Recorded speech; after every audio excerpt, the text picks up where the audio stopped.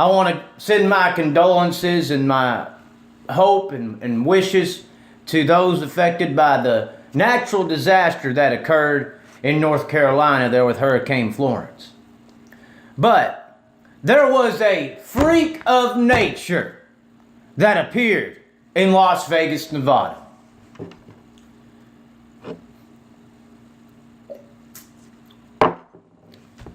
Now, this freak of nature that occurred caused so much destruction here in the dirt track racing world. It is unbelievable that this occurred.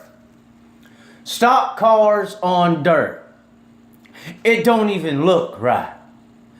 There's no other way to describe this but a freak of nature. Now, for those who didn't see the video, you don't really want to. This is kind of the closest thing to bestiality that I can see. It's just not supposed to occur. You know, we're the animals of the world. We're the lower form. So I don't know why they come and mess with us anyway. You know, so anyway, the race was won by Sheldon Creed over there. You know, Christopher Bell was in it. You had a couple of other people, but you had mainly a bunch of rich people up in there. Sheldon Creed, I've talked to the guy. He seems like he's nice and all that, but he got his ass kicked when I watched him race.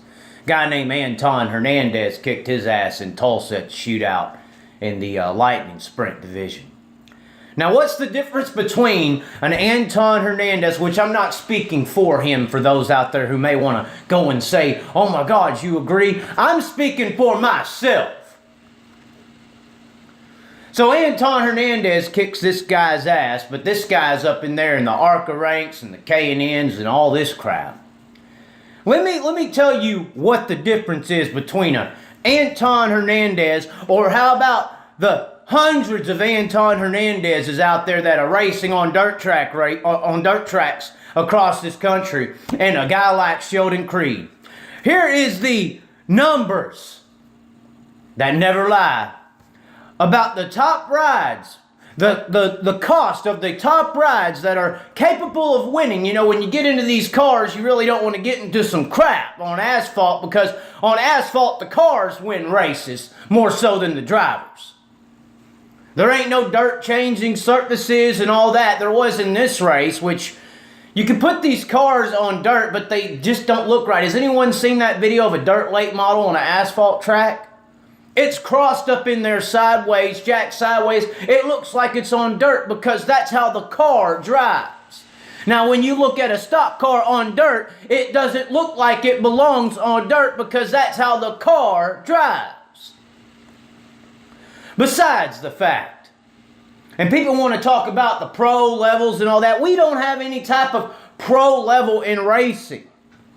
We have classism in racing. So let me save that point here just for a quick second. The top rides in K&N, ARCA, Truck Series, and Xfinity, we have some prices here. So to get into a car that's capable of winning a race, that you can actually take your talent into a vehicle and display if you have talent, because if you spend a little less money just to get into the race and you're in a subpar equipment machine and it's your first time on asphalt, you're probably going to be mid-pack. Unless it's on dirt and your name's Bobby Pierce and you almost waxed their ass in front of the country.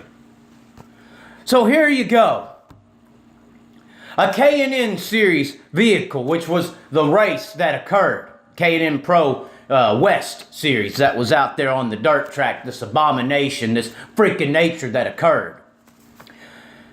To rent one of those cars, to get into a top ride for a season, is anywhere from $500,000 to $850,000 a year.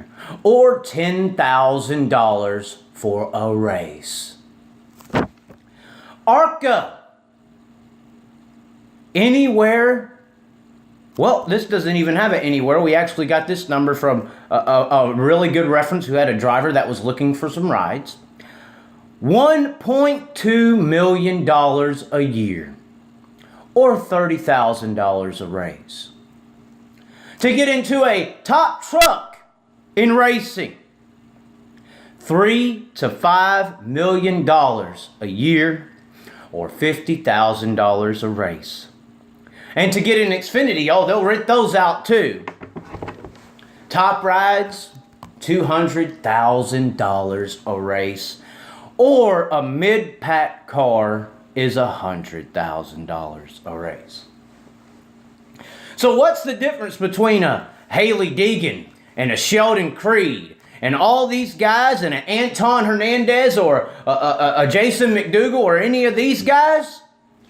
I just listed it off for you. It ain't talent in this racing world, it's money.